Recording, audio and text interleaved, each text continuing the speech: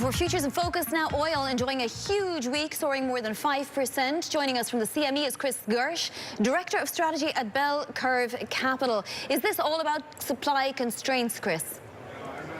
Really, the supply constraints aren't the biggest story. Obviously, China's on good footing. People know that. But I think that the biggest thing that you could see is, and if you look at the blog that came out from Zero Hedge, you actually saw a gap up. And, you know, that's really caused because Maduro, you know, has those troops on the border.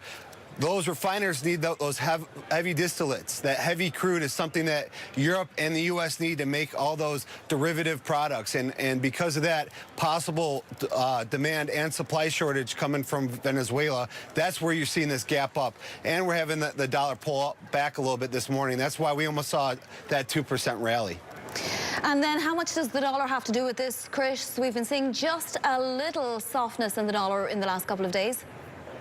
Yeah, so the dollar coming back a little bit. You guys just talked about the pound. That's only going to give it, you know, fuel to the fire. We're right here on day highs. I think ultimately, you know, it could gap as much as 50 cents higher before it hits any really key resistance. But 58.30 on WTI is not unforeseen in this trading session.